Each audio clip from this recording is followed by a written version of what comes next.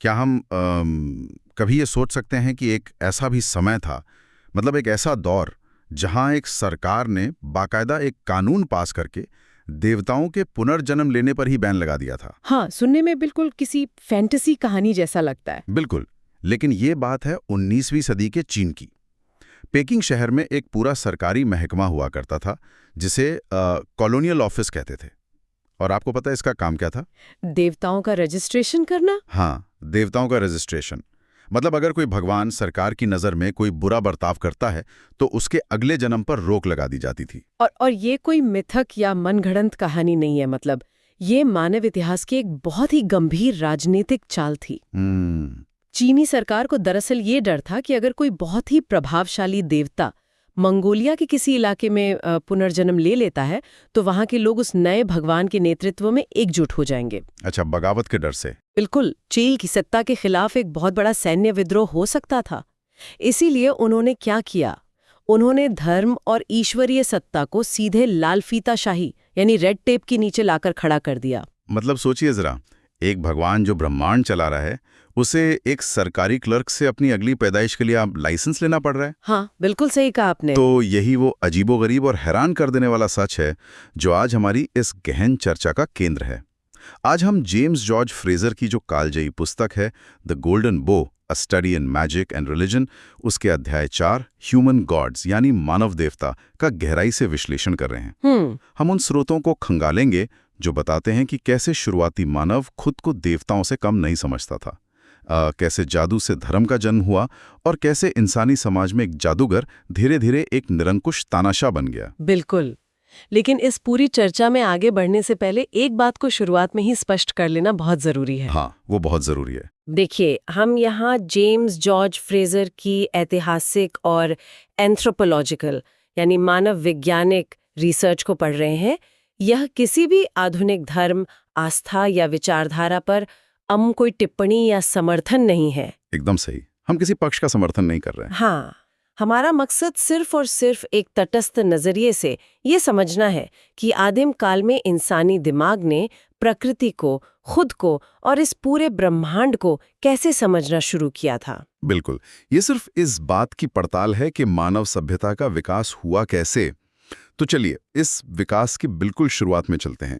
Fraser के स्रोतों में एक बहुत ही दिलचस्प शब्द का इस्तेमाल किया गया है, महान लोकतंत्र या ग्रेट डेमोक्रेसी। अब जब हम आज लोकतंत्र की बात करते हैं तो हमारे दिमाग में सीधा चुनाव, संसद, वोटिंग, ये सब आते हैं। लेकिन फ्रेजर कह रहे हैं कि शुरुआती दौर में इंसान और प्रकृति की पारलौकिक शक्तियां, जिन्हें हम देवता कहते हैं, उनके बीच एक महान लोकतंत्र था। हाँ, मुझे ये बात पूरी तरह से समझ नहीं आई। मतलब इंसान और देवता एक समान स्तर पर बराबरी पर कैसे हो सकते हैं?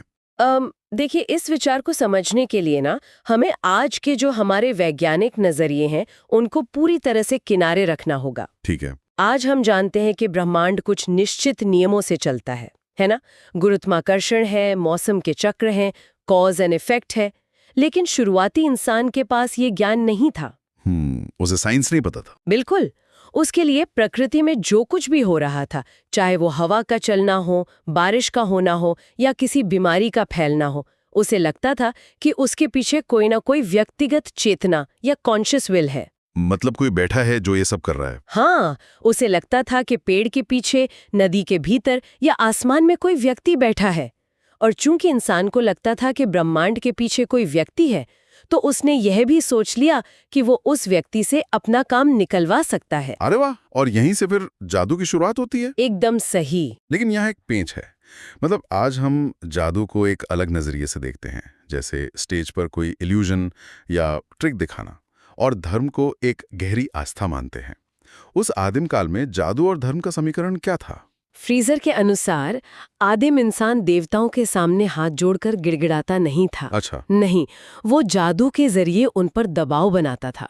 जादू असल में शुरुआती इंसान का एक तरह का सूडो साइंस था। जादूगर ये मानता था कि अगर वो कोई खास मंत्र पढ़ेगा या कोई खास अनुष्ठान करेगा तो देवता को मजबूर होकर उसका मनचाहा काम करना ही पड़ेगा। मतलब देवता के पास कोई चॉइस नहीं है। बिल्कुल नहीं, इसमें देवता की मर्जी की कोई अहमियत नहीं थी। इंसान और देवता ताकत के मामले में लगभग बराबरी पर थे, इसीलिए इसे महान लोकतंत्र कहा गया है। अगर मैं इसे आज के कॉरपोरेट जगत के नजरिए से देखूं तो ये कुछ ऐसा है जैसे शुरुआती इंसानों को लगता था कि वे इस ब्रह्मांड नाम की कंपनी के को-फाउंडर हैं। हाँ बिल्कुल। वे प्रकृति को सीधे आदेश देते थे। लेकिन जैसे जैसे समय बीता, इंसान को प्रकृति की विशालता और अपनी लाचारी का एहसास हुआ। उसे समझ आया कि एक भयंकर तूफान या किसी भयानक सूखे को वो अपने किसी जादुई मंत्र से नहीं रोक सकता। तब उसे एहसास हुआ कि वो को-फाउंडर नहीं है, बल्कि सिर्फ एक इंटर्न है। हाँ, वो इस कंपनी में सिर्फ एक इंटर्न है। और फिर उसने सीधे आदेश देने के बजाय असली बॉस यानी देवताओं को प्रार्थना और बलिदान के रूप में ईमेल भेजना शुरू कर दिया। ये तुलना बहुत ही सटीक है और इतिहास में इसी बदलाव को जादू से धर्म की ओर प्रस्थान माना जाता है। जब इंसान को अपनी सीमाओं का एहसास हुआ ना, तो उसकी नजर में देवताओं का कद बहुत बड़ा हो गया। वे सर्वशक्तिमान हो गए, प्रार्थना और बलिदान मुख्य धारा बन गए। और जादू का क्या हुआ? जादू, जो कभी समाज का मुख्य आधार था, उसे एक काला इल्म या ब्लैक आर्ट मानकर किनारे कर दिया गया। लेकिन यहाँ एक बहुत ही बारीक और गहरा विचार फ्रेजर ने दिया है जिस पर हमें रुकना चाहिए। हाँ बताइए। जादू भले ही हाशिए पर चला गया हो, लेकिन उसका मुख्य आधार कारण और प्रभाव यानी कॉज एंड इफेक्ट था। बिल्कुल। जादूगर ये मानता था कि एक निश्चित क्रिया का एक निश्चित परिणाम होगा, चाहे देवता चाहें या न चाहें। और दिलचस्प बात यह है कि यही कारण और प्रभाव वाली जो सोच थी, वही आगे चलकर आधुनिक विज्ञान का आधार बनी। जैसे कि कीमिया। हाँ, कीमिया यानी एल्केमी की उन जादुई कोशिशों से ही तो रसायन विज्ञान का जन्म हुआ। ये मानव इतिहास का एक बहुत बड़ा विरोधाभास है कि विज्ञान की जड़ें उसी जादू में छिपी हैं जिसे धर्म ने अम्मा खारिज कर दिया था। सही बात है। लेकिन जब ये पूरा बदलाव हो रहा था, तब इंसान और भगवान के बीच की रेखा बहुत धुंधली थी। समाज ये मानने को पूरी तरह से तैयार था कि देवता एक इंसान के शरीर में प्रवेश कर सकते हैं। मतलब पोजेशन? हाँ, क्योंकि उनके लिए देवता कोई दूर आसमान में बैठी सत्ता नहीं थे, बल्कि वे अदृश्य जादूगरों की तरह थे। और जब वो इंसानों के बीच आते थे तो उसे अस्थायी अवतार या टेम्पररी इनकारनेशन कहा जाता था। ये जो अस्थायी अवतार की प्रक्रिया स्रोतों में बताई गई है, वो बहुत ही ग्राफिक और भयानक है। मतलब सैंडविच द्वीप समूह और पॉलिनेशिया के उदाहरणों को देखते हैं। वहां जब किसी पुजारी के शरीर में देवता का प्रवेश माना जाता था, तो वो कोई शांत आध्यात्मिक अनुभव नहीं होता था। बिल्कुल नहीं। पुजारी का शरीर बुरी तरह से कांपने लगता था, उसकी मांसपेशियों में भयंकर ऐंठन होती थी, चेहरे का रंग बदल जाता था और मुंह से बाकायदा झाग निकलने लगता था। वह जो कुछ भी चीखता या बड़बड़ाता था, लोग उसे ईश्वर की साक्षात वाणी मानते थे। और ये सिर्फ पॉलिनेशिया तक सीमित नहीं था। प्राचीन ग्रीस में भी ऑरेकल इसी तरह से काम करते थे। लेकिन जो बात सबसे ज्यादा ध्यान खींचने वाली है, वो ये है कि इस ईश्वरीय अवस्था या ट्रांस को ट्रिगर कैसे किया जाता था।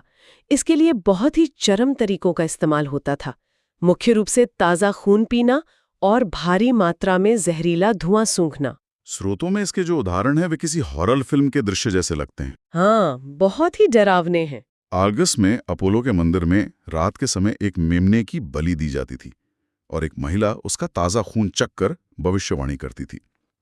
दक्षिण भारत के कुरु विकर्णगन समुदाय का पुजारी बकरे का खून चूसता था। लेकिन उत्तरी सेलेबस के मिन्हासा का जो वाकया दर्ज है वो तो और भी चरम है। वहां का पुजारी एक सूअर को मारने के बाद भाग कर जाता था, अपना सिर सूअर के कटे हुए शरीर में घुसा देता था और उसको खून पीता था। बाप रे। और उसके बाद उसे जबरदस्ती खींचकर एक कुर्सी पर बिठाया जाता था, जहां बैठकर वो चावल की अगली फसल के बारे में भविष्यवाणी करता था। और जहां खून का इस्तेमाल नहीं होता था, वहां धुएं का इस्तेमाल होता था। अच्छा, धुएं का कैसे? देखिए, हिंदू कुश के पहाड़ों में पुजारियों को पवित्र देवदार की टहनियों को जलाकर उसका धुआं तब तक सूंघना पड़ता था जब तक कि वे बेहोश होकर गिर ना पड़े। ओहो। युगांडा में तंबाकू का भारी धुआं खींचा जाता था और जावा के पास मदुरा द्वीप में इसी काम के लिए धूप या इंसेंस का इस्तेमाल होता था। अत्यधिक मात्रा में कार्बन मोनोऑक्साइड या अन्य जहरीला धुआं सूंघने से या फिर वो कच्चा खून पीने से होने वाली इन्फेक्शन की वजह से शरीर को एक बहुत बड़ा बायोलॉजिकल शॉक लगता हो। बिल्कुल ऐसा हो सकता है। व्यक्ति किसी मति भ्रम या हैलोसिनेशन का शिकार हो जाता हो, और क्योंकि उस समय मेडिकल साइंस तो थी नहीं, तो समाज ने उस शारीरिक दौरे या बेहोशी को ही दैवत्व समझ लिया हो। मैं कहूंगी कि ये एक बहुत ही तार्किक निष्कर्ष है। प्राचीन समाजों में किसी भी असामान्य शारीरिक या मानसिक स्थिति को समझाने के लिए विज्ञान तो था नहीं।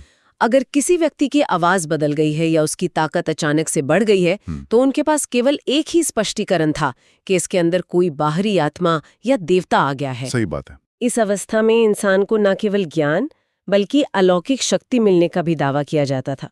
उदाहरण के लिए मैग्नीशिया की पवित्र गुफा के जो प्रेरित लोग थे, उनके बारे में कहा जाता था कि वे ट्रांस की स्थिति में विशाल पेड़ों को जड़ से उखाड़कर अपनी पीठ पर उठा लेते थे। मतलब वो जो एड्रेनालाइन रश होता है, उसे पारलौकिक शक्ति मान लिया गया था। बिल्कुल। तो अगर हम इस तर्क को आगे बढ़ाएं, मतलब अगर कोई इंसान किसी खास अनुष्ठान से 1 घंटे के लिए या कुछ दिनों के लिए देवता बन सकता है, तो फिर हमेशा के लिए क्यों नहीं? सही सवाल है। अगर अस्थायी अवतार मुमकिन है, तो स्थायी अवतार भी मुमकिन होगा। और स्रोतों के अनुसार यहीं से समाज में स्थायी मानव देवताओं यानी परमानेंट ह्यूमन गॉड्स का उदय हुआ। ये सत्ता के विकास का एक बहुत अहम, बहुत महत्वपूर्ण चरण था। जब समाज ने स्वीकार कर लिया कि एक इंसान के शरीर में देवता हमेशा के लिए वास कर सकता है, तो उस इंसान को एक सामान्य व्यक्ति की तरह नहीं बल्कि साक्षात ईश्वर की तरह पूजा जाने लगा। उसे प्रार्थनाएं और बलियां दोनों मिलने लगी। मार्कसिस द्वीप का जो उदाहरण है, वो इसी सत्ता और खौफ का प्रतीक है। हाँ, वो बूढ़ा आदमी। हाँ, वहां एक बहुत ही बूढ़ा आदमी था जो एक बाड़े के अंदर ऊंचे मचान पर बैठता था। उस मचान के आसपास अनगिनत मानव कंकाल उल्टे लटके रहते थे। वो आदमी जीवित देवता माना जाता था और उसके पास इतनी ताकत थी कि वो एक ही बार में कई इंसानों की बलि मांग लेता था। वहां के लोग उस बूढ़े आदमी से इतना खौफ खाते थे कि वे बिना कोई सवाल किए उसकी हर मांग पूरी करते थे। मतलब सोचिए, एक शारीरिक रूप से कमजोर व्यक्ति पूरे समाज को सिर्फ अपने देवता होने के दावे से नियंत्रित कर रहा था। और मिस्र के एनाबिस गांव का उदाहरण तो सत्ता और पाखंड के गठजोड़ को और भी ज्यादा स्पष्ट कर देता है। वो क्या था? वहां एक जीवित इंसान को देवता मानकर उसकी वेदी पर बलियां दी जाती थीं। लेकिन बलियों का ये हिंसक और पवित्र अनुष्ठान खत्म होने के ठीक बाद वो जीवित देवता अपने वेदी से उतरता था और एक आम इंसान की तरह बैठकर अपना सामान्य रात का खाना खाता था। ये विरोधाभास अपने आप में बहुत कुछ कहता है।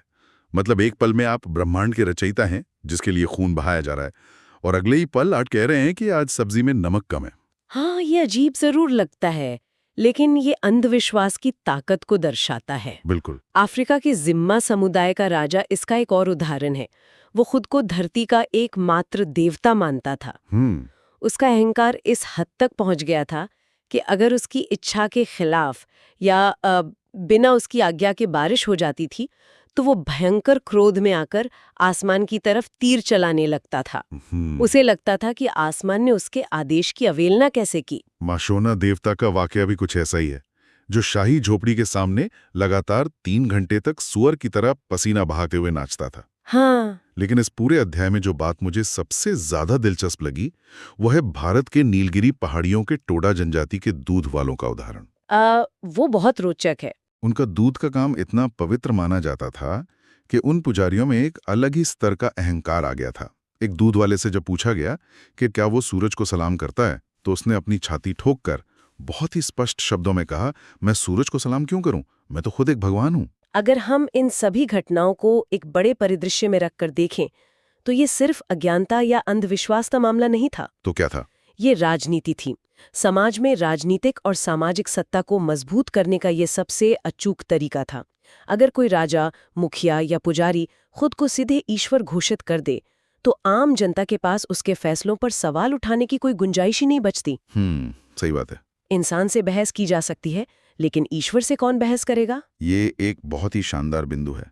जब मानव देवता बनने में इतना भारी राजनीतिक फायदा है, अपार सत्ता, अकूत संपत्ति और बिना शर्त आज्ञा पालन, तो ये तो तय है कि समाज के हर चालाक इंसान ने इसका फायदा उठाने की कोशिश की होगी। बिल्कुल की होगी। में ऐसे विफल देवताओं या फेल्ड गॉड्स के भी कई किस्से दर्ज हैं। हाँ, बर्मा के राजा बाडोन साचेम की कहानी इसका एक क्लासिक उदाहरण है। क्या हुआ था उसके साथ?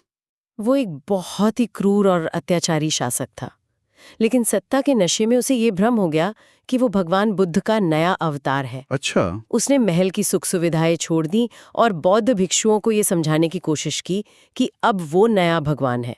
उसे लगा कि लोग उसके डर से उसकी बात मान लेंगे। लेकिन वहां के विद्वान बौद्ध भिक्षुओं ने डरने के बजाय उसे तर्कों और धर्मशास्त्र के आधार पर चुनौती दी। अरे वाह। और जब वे भिक्षु तर्कों में उस पर हावी हो गए तो उस क्रूर राजा की सारी देवता बनने की इच्छा धरी की धरी रह गई। वो निराश हुआ और चुपचाप वापस अपने महल और हरम की सुख सुविधाओं में लौट गया। और 1830 में अमेरिका में जो हुआ वो तो किसी कॉमेडी शो जैसा लगता है। हाँ, वो वाकया। एक बहरूपीय ने खुद को मसीहा घोषित कर दिया। उसने एक बड़ी भीड़ इकट्ठा की और उन्हें डराते हुए कहा कि अगर वे उसके रास्ते पे नहीं चले तो वो एक इशारे में पूरी दुनिया को नष्ट कर देगा। भीड़ खौफ में थी। तभी उस भीड़ में से एक जर्मन व्यक्ति शांति से उठा और उसने कहा, चलिए मान लिया कि आप भगवान हैं। अगर आप भगवान हैं तो आपको सब कुछ पता होगा। जरा मुझे जर्मन भाषा में बता दीजिए कि दुनिया कब खत्म होने वाली है, ताकि मैं अपने जर्मन भाइयों को जाके बता सकूं।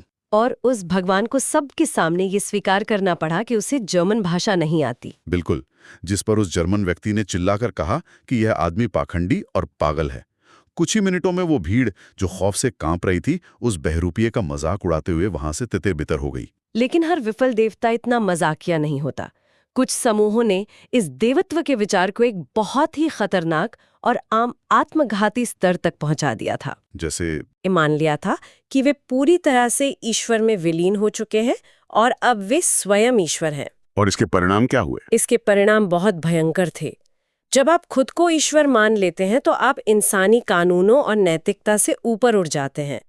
इस संप्रदाय के लोगों ने कपड़े पहनना छोड़ दिए। उन्हें लगा कि कोई भी पाप अब उन्हें छू नहीं सकता। बाप रे। और जब इंक्विजिशन के दौरान उन्हें पकड़कर जिंदा जलाया जाने लगा, तब भी वे चीखने चिल्लाने के बजाय खुशी खुशी आग में कूद गए। उनका भ्रम इतना गहरा था कि वे मरते दम तक यही मानते रहे कि ईश्वर को आग नहीं जला सकती। ये देवत्व का वो रूप है जो व्यक्ति के स्तर पर एकदम पागलपन बन जाता है।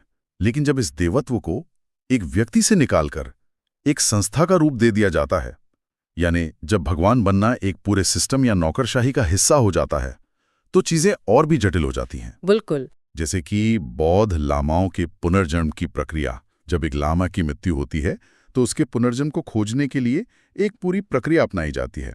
आसमान में इंद्रधनुष की दिशा देखना और फिर उस छोटे से बच्चे को अपने पिछले जन्म की पुरानी चायदानी और प्याले पहचानने को कहना। यह देवत्व को साबित करने की एक बाकायदा संस्थागत प्रक्रिया है। और यही संस्थागत प्रक्रिया हमें वापस चीन के उस कॉलोनियल ऑफिस की कहानी पर ले आती है जिससे हमने इस चर्चा की शुरुआत की थी। हाँ, वो पेकिंग का दफ्तर। जी, पेकिंग का वह दफ्तर जहां 160 देवताओं का रजिस्ट्रेशन होता था। वहां देवताओं के जन्म, मृत्यु और पुनर्जन्म का पूरा बहीखाता रखा जाता था। ये बात इतिहास की सबसे बड़ी विडंबनाओं में से एक लगती है। मतलब एक तरफ वो आदिम इंसान था जो देवताओं के डर से कांपता था, और दूसरी तरफ एक आधुनिक सरकार है जो देवताओं को लाइसेंस बांट रही है और उन्हें बैन कर रही है। सही बात है। लेकिन इस पूरी लंबी यात्रा में, मतलब जादूगरों से लेके चीन के कॉलोनियल ऑफिस तक, फ्रेजर हमें एक बहुत ही गहरा सिद्धांत समझाना चाहते हैं। वो है मानव समाज का महान विकास क्रम, या द ग्रैंड एवोल्यूशन। पेरू के इंका साम्राज्य, मिस्र और बेबीलोन जैसे महान साम्राज्यों में राजा खुद को सचमुच का देवता मानते थे। क्या ये सब सिर्फ उनका झूठा अहंकार था, या इसके पीछे समाज का कोई गहरा ढांचा काम कर रहा था? फ्रेजर बहुत स्पष्ट शब्दों में कहते हैं कि ये सिर्फ अहंकार नहीं था, ये समाज के श्रम विभाजन यानी डिवीजन ऑफ लेबर का एक सीधा परिणाम था। वो कैसे? देखिए, शुरुआत में जब कबीले छोटे होते थे तो हर इंसान शिकार करता था और हर इंसान थोड़ा बहुत जादू भी करता था। लेकिन धीरे धीरे कुछ लोग जादू में दूसरों से ज्यादा माहिर होने लगे। उन्होंने इसे अपना पूरा पेशा बना लिया। फ्रेजा के अनुसार दुनिया का सबसे पुराना पेशावर वर्ग कोई किसान, बढ़ई या योद्धा नहीं, बल्कि जादूगर या ओझा का था। तो ये जादूगर पूरे समाज के राजनीतिक ढांचे के केंद्र में कैसे आ गया? क्योंकि जादू इस गलत धारणा पर आधारित था कि इंसान के विचार प्रकृति को नियंत्रित कर सकते हैं। जो जादूगर सबसे ज्यादा चालाक और बुद्धिमान थे, उन्हें धीरे धीरे ये समझ आने लगा कि उनके मंत्र असल में बारिश नहीं ला रहे हैं। अच्छा, उन्हें पता चल गया था। हाँ, लेकिन उन्होंने ये सच आम जनता को नहीं बताया। इसके बजाय उन्होंने अपनी उस शक्ति का भ्रम बनाए रखा। वे आम लोगों के कामकाज से अलग हो गए। आम लोग शिकार करते थे, जबकि जादूगर बैठकर कबीले की रक्षा के लिए जादू करता था। यही चालाक जादूगर अपनी शक्ति और ज्ञान के दम पर धीरे धीरे कबीले का मुखिया बना। ये कुछ ऐसा है जैसे कोई टेक स्टार्टअप शुरू होता है। हाँ। उनका पहला प्रोडक्ट मान लीजिए जादू, वो बुरी तरह से फेल हो जाता है। हाँ। लेकिन जो सबसे चालाक फाउंडर हैं, वो इस फेलियर को छुपा ले जाता है। वो एक नया प्रोडक्ट लॉन्च करता है, धर्म और देवता। और वो जनता से कहता है कि अब मैं जादूगर नहीं, बल्कि इन देवताओं का प्रतिनिधि या खुद देवता हूं। बिल्कुल सही। और इस पिवट या बदलाव के जरिए वो स्टार्टअप का फाउंडर पूरी दुनिया का निरंकुश तानाशाह बन जाता है। ये एक बहुत ही बेहतरीन और सटीक उदाहरण है। फ्रेजर यही समझाते हैं कि जब जादू की जगह धर्म ने ले ली, तो राजा के जादुई काम खत्म हो गए और वो पूरी तरह से एक भगवान या शासक बन गया। पेरू के इंका शासक खुद को सूर्य का पुत्र मानते थे।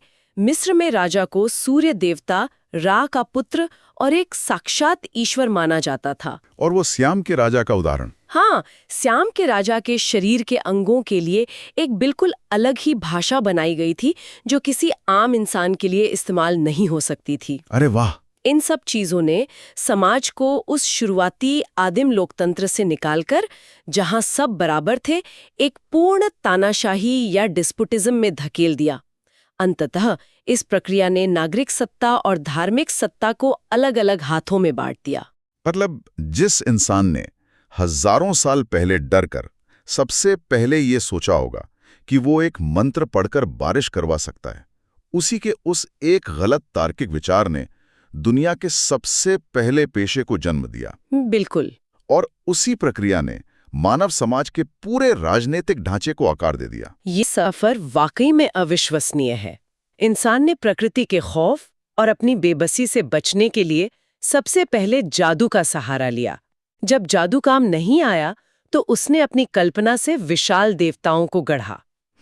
और फिर उसी समाज के कुछ चतुर लोगों ने उन देवताओं की शक्ति का इस्तेमाल करके सत्ता हथियाने के लिए खुद को ही भगवान घोषित कर दिया।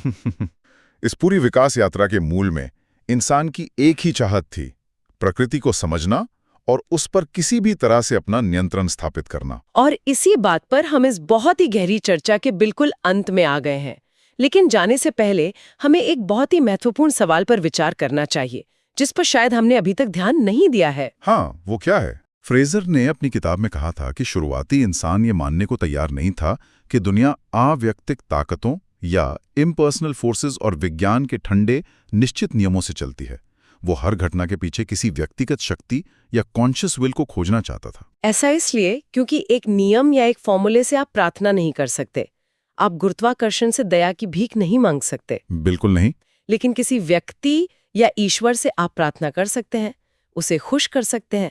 ये इंसान को एक झूठी तसल्ली देता था कि स्थिति उसके नियंत्रण में है। तो आज की आधुनिक दुनिया में, जहां विज्ञान ने हमें गुरुत्वाकर्षण से लेकर वायरस के फैलने तक के सभी नियम बिल्कुल स्पष्ट कर दिए हैं, हमें खुद से पूछना चाहिए कि क्या हमारी वो आदिम मानसिकता सच में खत्म हो गई है? ये सोचने वाली बात है। अगर हम सोचें, जब आज भी दुनिया पर कोई बड़ा वैश्विक संकट आता है, चाहे वो कोई भयंकर आर्थिक मंदी हो, युद्ध हो या कोई नई अज्ञात महामारी हो, तो उस खौफ के पल में क्या हम सच में वैज्ञानिक नियमों और संस्थाओं पर भरोसा करते हैं? या फिर घबराकर आज भी हम किसी करिश्माई नेता में एक आधुनिक मानव देवता की तलाश करने लगते हैं जो आकर जादुई तरीके से हमें बचा ले? क्या संकट के समय हम आज भी उसी आदिम इंसान की तरह किसी ऐसे व्यक्ति को नहीं ढूंढ रहे होते जिसे हम नियंत्रित कर सकें या जो प्रकृति को हमारे लिए नियंत्रित कर सकें?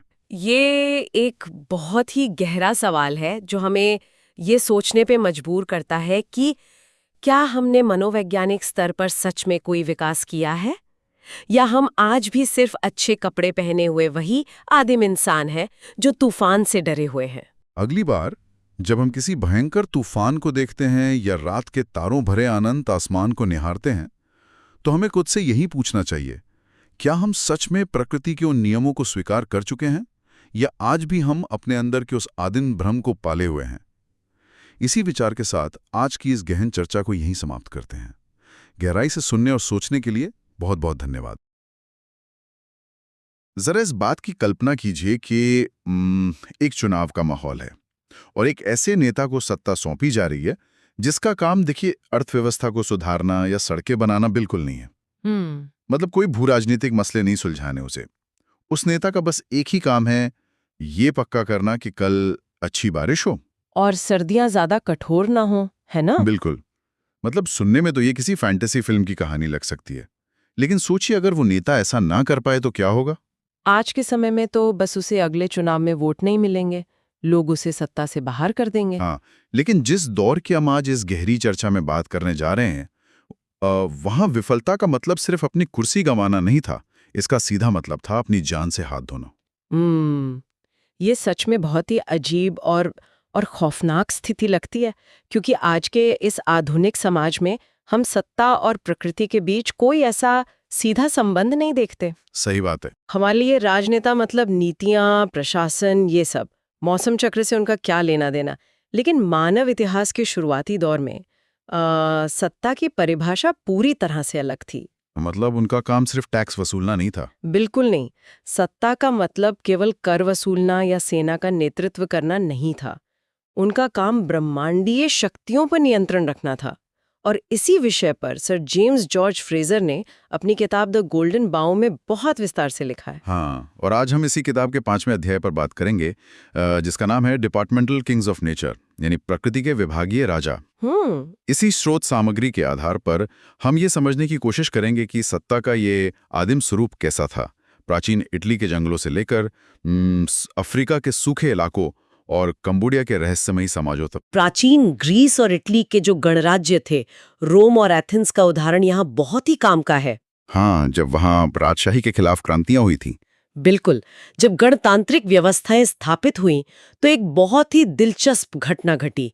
मतलब क्रांतिकारियों ने राजाओं से उनकी राजनीतिक और सैन्य सत्ता तो पूरी तरह छीन ली, लेकिन उन्हें पूरी तरह से बेदखल नहीं किया। हाँ, उन्हें उनके धार्मिक कार्यों, अनुष्ठानों और बस एक नाम मात्र के ताज के साथ छोड़ दिया गया। ये तो ऐसा है जैसे किसी कंपनी के सीईओ को सारे फैसलों से हटा दिया जाए, लेकिन उससे कहा जाए कि भाई तुम हर सुबह ऑफिस आकर बस पूजा पाठ का जिम्मा संभालोगे। एकदम सही तुलना है। लेकिन ऐसा क्यों किया गया? मतलब अगर उन्हें राजाओं से इतनी नफरत थी कि क्रांति कर दी, तो उन्होंने इस बात को पूरी तरह खत्म क्यों नहीं कर दिया? क्योंकि देखिए, उन लोगों के मन में राजा से ज्यादा देवताओं का डर था। अच्छा। प्राचीन समाजों का मानना था कि राजनीतिक सत्ता और प्राकृतिक शक्तियों पर नियंत्रण, ये दोनों ही चीजें राजा के अधिकार क्षेत्र में आती हैं। उन्हें डर था कि अगर उन्होंने राजा का पद ही पूरी तरह खत्म कर दिया तो देवता क्रोधित हो जाएंगे। मतलब प्रकृति का संतुलन बिगड़ जाएगा। बिल्कुल, बारिश रुक सकती थी या अकाल पड़ सकता था। इसलिए प्रकृति को खुश रखने के लिए उन्होंने राजा का पद केवल एक धार्मिक प्रतीक के रूप में बरकरार रखा। तो ये मानसिकता हमें बताती है कि शुरुआती समाजों में सत्ता का मूल स्वरूप प्रशासनिक कम और जादुई या धार्मिक ज्यादा था। हाँ, और ये बात हमें सीधे इटली के नेमी शहर के उस रहस्यमयी जंगल के राजा की ओर ले जाती है, जिसका जिक्र फ्रेजर ने अपनी किताब में किया है। King of the wood. बिल्कुल। अब सवाल यह है कि अगर रोम और एथेंस में राजाओं को सिर्फ धार्मिक कार्यों के लिए रखा गया था, तो क्या ये नेमी का जंगल का राजा भी उन्हीं पुराने राजनैतिक राजाओं का कोई बचा हुआ रूप था? लेकिन स्रोत के अनुसार तो ऐसा नहीं था। मतलब ये राजा किसी क्रांति का शिकार हुआ राजनेता नहीं था, है ना? नहीं, बिल्कुल नहीं। फ्रेजर ने इसका बहुत ही तार्किक विश्लेषण किया है। वे दो मुख्य कारण बताते हैं कि क्यों नेमी का राजा कभी भी एक पारंपरिक राजनीतिक शासक नहीं रहा होगा। पहला कारण क्या है? पहला कारण उस राजा की भौगोलिक स्थिति और रहने की जगह से जुड़ा है। अगर ये नेमी का पुजारी या राजा पहले कभी कोई राजनीतिक सत्ता रखता, तो वो रोम या एथेंस के राजाओं की तरह किसी शहर के बीचों बीच रहता, किसी किले या महल में, जहां से वो प्रशासन चला सके। हाँ, लेकिन उसका ठिकाना कहाँ था? वो अरशिया शहर से लगभग 3 मील दूर एक जंगली अभयारण्य में रहता था। ये एक बहुत ही महत्वपूर्ण विवरण है। मतलब 3 मील की दूरी आज भले ही कम लगे, लेकिन प्राचीन काल में ये सभ्यता और जंगल के बीच की एक स्पष्ट सीमा रेखा थी। बिल्कुल। ये कुछ वैसा ही है जैसे आज के समय में किसी शहर का मेयर सिटी हॉल में अपने एसी वाले ऑफिस में बैठने के बजाय शहर की सीमाओं से बाहर किसी घने जंगल में अपना टेंट लगा ले। हाँ, बहुत सटीक बात कही है आपने। ये साफ संकेत देता है कि उसका काम शहर के नागरिकों के जन्म मृत्यु प्रमाण पत्र बनाना या टैक्स वसूलना नहीं था। वो इंसानों का प्रशासक था ही नहीं, वो उस विशिष्ट जंगल का प्रभारी था। मेयर वाली ये तुलना इस स्थिति को बहुत अच्छी तरह से स्पष्ट करती है। और जो दूसरा सबसे बड़ा प्रमाण है वो खुद उसकी उपाधि में छिपा है, जंगल का राजा, किंग ऑफ द वुड। हाँ, ये नाम कोई कविता जैसी या अलंकारिक उपाधि नहीं थी, ये उसके काम का बिल्कुल सटीक विवरण था। फ्रेजर ने मानवशास्त्रीय साहित्य में इसी श्रेणी के शासकों को प्रकृति के विभागीय राजा कहा है। यानी डिपार्टमेंटल किंग्स ऑफ नेचर। बिल्कुल, जैसे आज की सरकारों में शिक्षा विभाग, रक्षा विभाग या स्वास्थ्य विभाग के अलग-अलग मंत्री होते हैं ना, वैसे ही प्राचीन काल में प्रकृति के अलग-अलग विभागों के ये राजा होते थे। ये विभागीय राजा का विचार अपने आप में बहुत ही आकर्षक है। मतलब एक ऐसा विशेषज्ञ जिसकी विशेषज्ञता केवल एक प्राकृतिक तत्व तक सीमित है। सही कहा। लेकिन अगर नीमी का राजा एक जंगल का प्रभारी था, तो मानव मन की इस अजीबोगरीब व्यवस्था के अन्य उदाहरण भी होने चाहिए।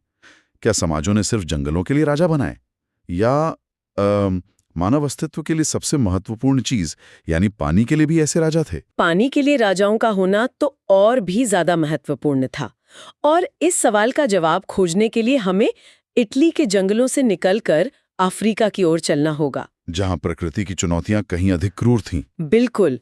अफ्रीका के संदर्भ में प्रकृति के राजाओं का विचार न केवल बहुत स्पष्ट रूप से दिखाई देता है, बल्कि ये बहुत खतरनाक भी हो जाता है। खतरनाक कैसे? देखिए, जब इंसान का जीवन सीधे तौर पर मौसम पर निर्भर करता है, तो मौसम को नियंत्रित करने वाले व्यक्ति का महत्व सबसे ज्यादा हो जाता है।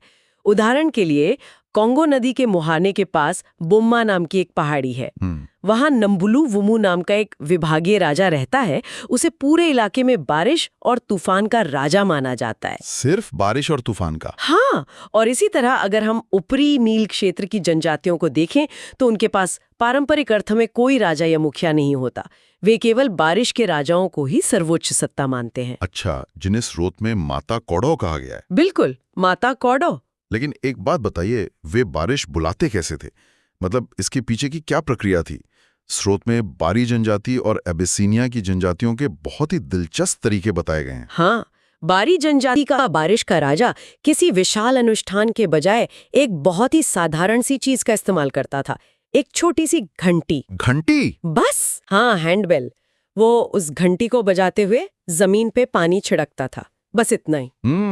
लेकिन इसके पीछे का तर्क क्या था? इस छोटी सी घंटी और पानी छिड़कने की क्रिया के पीछे जो मनोविज्ञान है, उसे फ्रेजर सहानुभूतिपूर्ण जादू कहते हैं। Sympathetic magic. हाँ, प्राचीन लोगों का मानना था कि समान चीजें समान परिणामों को जन्म देती हैं।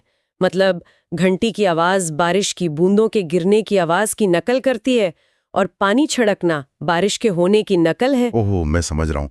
तो उनका मानना था कि इस अनुष्ठान को देखकर प्रकृति मजबूर हो जाएगी और असली बारिश होने लगेगी। बिल्कुल। और एबिसिनिया में एल्फाइन नाम का एक ऐसा ही पद था। लोग उसे कपड़े और फल भेंट में देते थे ताकि वो न सिर्फ बारिश लाए, बल्कि फसलों को बर्बाद करने वाले टिड्डियों के दल को भी भगा दे। ये सब सुनने में तो बहुत सम्मानजनक लगता है कि भाई लोग आपको फल और कपड़े दे रहे हैं और आप घंटी बजा के मौसम बदल रहे हैं। हाँ, ऊपरी तौर पर ऐसा ही लगता है। लेकिन यहाँ एक बुनियादी सवाल उठता है। देखिए, सत्ता चाहे वो किसी भी रूप में हो, हमेशा सुख सुविधाओं और एकाधिकार से जुड़ी होती है। कोई भी व्यक्ति सत्ता इसलिए चाहता है ताकि उसका जीवन आसान हो सके, है ना? बिल्कुल, मानव स्वभाव यही है। तो अगर ये बारिश का राजा वास्तव में मौसम को नियंत्रित नहीं कर सकता था, जो कि स्पष्ट है कि वो नहीं कर सकता था, तो वो यह पद क्यों स्वीकार करता था? ये तो एक ऐसा सौदा है जिसमें विफलता निश्चित है।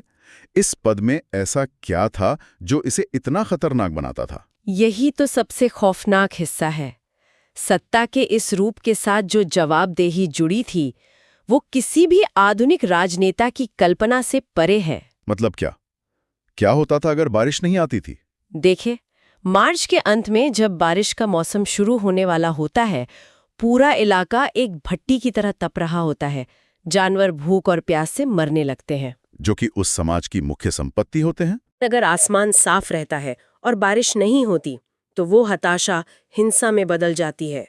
हिंसा किस तरह की हिंसा? स्रोत के अनुसार सजा के तौर पर लोग उस राजा का पेट फाड़ देते थे। अरे बाप रे, पेट फाड़ देते थे। ये तो सिर्फ हत्या नहीं है, ये एक बहुत ही विशिष्ट प्रकार की बर्बरता है। इसके पीछे क्या तर्क हो सकता है? तर्क पूरी तरह से उनके अंधविश्वास पर आधारित था। उनका मानना था कि राजा के पास बारिश लाने की जादुई शक्ति है। तो अगर वो बारिश नहीं ला रहा है तो इसका मतलब ये नहीं है कि वो शक्तिहीन है। इसका मतलब ये है कि वो जानबूझकर तूफानों और बादलों को अपने पेट के अंदर छिपाए बैठा है। क्या बात कर रही हैं? मतलब पेट फाड़ना सिर्फ सजा नहीं थी? नहीं, वो उनके हिसाब से बारिश को आजाद करने का एक तरीका था। उफ, ये तो रोंगटे खड़े कर देने वाला है। और अगर एबिसीनिया के अल्फाई की बात करें तो स्थिति और भी दर्दनाक हो जाती है। जब भयंकर सूखा पड़ता था और अल्फाई की जादूगरी काम नहीं करती थी तो उसे पत्थरों से मार मार कर मौत की सजा दी जाती थी। स्टोनिंग। और शायद इस सजा का सबसे भयानक हिस्सा वो है जो स्रोत में बताया गया है कि पहला पत्थर कौन मारता था। हाँ, क्या आपको याद है? बिल्कुल। स्रोत साफ तौर पर बताता है कि अल्फाई को पत्थर मारने की शुरुआत उसके सबसे करीबी रिश्तेदारों को करनी पड़ती थी। एकदम सही। और इसके पीछे भी एक गहरी सामाजिक संरचना थी। वो कैसे? देखिए, अगर समाज का कोई बाहरी व्यक्ति राजा को मारता तो राजा का परिवार उस व्यक्ति से खून का बदला ले सकता था, जिससे कबीले के अंदर गृहयुद्ध छिड़ सकता था। ओहो। तो मतलब अगर खुद उसका परिवार ही उसे पत्थर मारे तो बदले की कोई गुंजाइश ही नहीं बचती। बिल्कुल, ये समाज को एक साथ रखने का एक बेहद क्रूर तरीका था।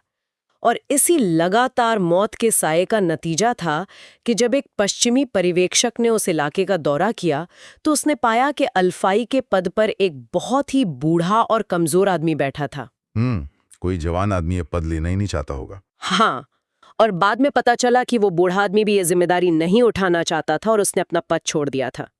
कोई भी व्यक्ति स्वेच्छा से एक ऐसा ताज नहीं पहनना चाहता था जो अंततः उसकी मौत का कारण बनने वाला हो। ये वाकई में सत्ता के सबसे स्याह पहलुओं में से एक है। अफ्रीका में हमने देखा कि इस विभागीय राजशाही का मतलब सीधा जान का जोखिम था। यहाँ सत्ता एक तरह का बलि का बकरा बनने की प्रक्रिया थी। बिल्कुल। लेकिन जब हम दुनिया के दूसरे हिस्से की ओर देखते हैं तो ये अवधारणा एक बिल्कुल ही अलग, रहस्यमयी और लगभग सिनेमाई रूप ले लेती है। आप कंबोडिया की बात करें ना? हाँ, अफ्रीका की तपती धूप से निकलकर चलिए कंबोडिया के घने और दुर्गम जंगलों में चलते हैं। वहां दो बहुत ही रहस्यमयी संप्रभु रहते थे जिन्हें आग का राजा और पानी का राजा कहा जाता था। कंबोडिया के ये राजा ना अफ्रीका के राजाओं से काफी अलग थे। जहां अफ्रीका में राजा लोगों के बीच रहता था और सीधे तौर पर जवाबदेह था, वहीं कंबोडिया के आग और पानी के राजा समाज से पूरी तरह कटे हुए थे। एकांत में रहते थे। हाँ, उनके पास ना तो कोई राजनीतिक सत्ता थी, ना ही सेना थी और ना ही वे कोई प्रशासनिक आदेश जारी करते थे। वे विशुद्ध रूप से आध्यात्मिक और रहस्यवादी संप्रभु थे। मतलब उनका जीवन आम किसाना जैसा ही था। बिल्कुल। वे अपने पसीने की कमाई और वफादार लोगों द्वारा दिए गए चढ़ावे पर निर्भर थे। लेकिन उनका आध्यात्मिक रुतबा इतना विशाल था कि कंबोडिया का असली राजनीतिक और सैन्य राजा भी हर साल उनके साथ उपहारों का आदान प्रदान करने को मजबूर था। ये बहुत ही अजीब है। मतलब देश का सबसे शक्तिशाली व्यक्ति जिसके पास पूरी सेना है, वो जंगल में रहने वाले किसान जैसे व्यक्ति को उपहार भेज रहा है। हाँ, और मजे की बात यह है कि ये उपहार सीधे भी नहीं पहुंचते थे। अच्छा। कोई भी कंबोडियाई नागरिक उन राजाओं तक जाने का लंबा और खतरनाक सफर तय नहीं करना चाहता था। उपहार एक जनजाति से दूसरी जनजाति के हाथों से होते हुए उन तक पहुंचते थे। तो दूर बैठे लोगों ने इन राजाओं के बारे में कैसी कैसी मनगढ़ंत कहानियां बना रखी थीं। मिथक और वास्तविकता के बीच का अंतर सच में चौंकाने वाला है। बिल्कुल। मानव स्वभाव ही ऐसा है कि जो चीज समझ नहीं आती या जो हमसे दूर होती है, हम उसे जादुई और अलौकिक मान लेते हैं। स्थानीय कहानियों के अनुसार ऐसा माना जाता था कि ये आग और पानी के राजा 7 अलग-अलग पहाड़ों पर बने 7 ऊंचे टावरों में रहते थे। बाप रे, 7 पहाड़ और 7 टावर? हाँ, और कहानी ये थी कि वे हर साल एक टावर से दूसरे टावर में अपना स्थान बदलते थे और कभी किसी इंसान का चेहरा नहीं देखते थे। ये तो किसी महाकाव्य के सबसे खतरनाक जादूगर का वर्णन लगता है। लेकिन स्रोत बताता है कि सच्चाई कुछ और ही थी। क्या थी सच्चाई? 1891 में एक फ्रांसीसी अधिकारी ने उस इलाके का दौरा किया था और उसने उस खूंखार आग के राजा से आमने सामने मुलाकात की। अच्छा? उसने अपनी रिपोर्ट में जो लिखा वो इन सारी कहानियों की धज्जियां उड़ा देता है। उस अधिकारी ने देखा कि वहां कोई 7 पहाड़ या रहस्यमयी टावर नहीं थे। तो वो कहाँ रहता था? वो जादुई राजा बस एक बांस के सोफे पर लेटा हुआ था और तांबे के एक लंबे पाइप से आराम से धूम्रपान कर रहा था। अरे, ये तो बिल्कुल ही अलग दृश्य है। हाँ, और उसके आसपास के लोग भी उसे कोई विशेष भगवान जैसा सम्मान नहीं दे रहे थे। उसमें कोई अलौकिक आभा नहीं थी, वो बस अपने इलाके के बाकी लोगों से थोड़ा लंबा दिखता था। ये कॉन्ट्रास्ट बहुत ही शानदार है। एक तरफ पूरे देश में उनके नाम का खौफ और दूसरी तरफ उनकी बिल्कुल साधारण जीवन शैली। लेकिन इसका मतलब ये नहीं था कि लोग उनसे डरते नहीं थे।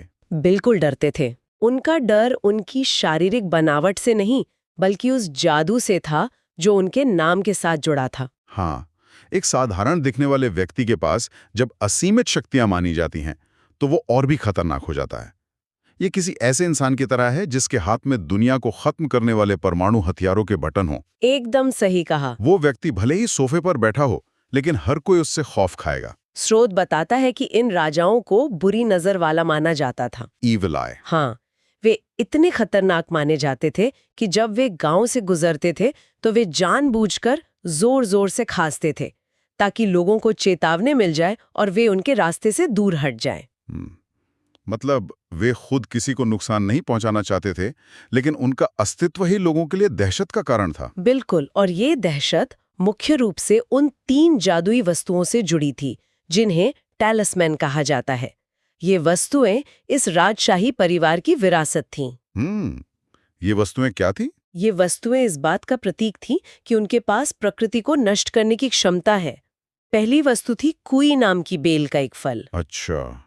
किंवदंती थी कि ये फल पिछली जल प्रलय के समय तोड़ा गया था, लेकिन वो आज भी ताजा और हरा था। अरे वाह। और दूसरी वस्तु? दूसरी वस्तु रतन का एक ऐसा फूल था जो कभी नहीं मुरझाता था। ये दोनों वस्तुएं प्रकृति के नियमों को चुनौती देती थीं। लेकिन तीसरी वस्तु वो थी जिसने कंबोडिया के राजाओं तक की नींद उड़ा रखी थी, एक जादुई तलवार। हाँ, और इस तलवार के निर्माण की कहानी ही अपने आप में रोंगटे खड़े करने वाली है। स्रोत के अनुसार कहा जाता था कि इस तलवार की रखवाली एक यान या आत्मा करती है। जब ये तलवार गढ़ी जा रही थी तब एक गुलाम का खून गलती से उस पर गिर गया था। और उस प्राचीन समाज में इस तरह खून गिरना एक बहुत बड़ा अपशकुन माना जाता था। बिल्कुल, उस अनजाने अपराध का प्रायश्चित करने के लिए उस गुलाम ने स्वेच्छा से अपनी जान दे दी और ये माना जाने लगा कि उसी की आत्मा अब उस तलवार के अंदर बसती है।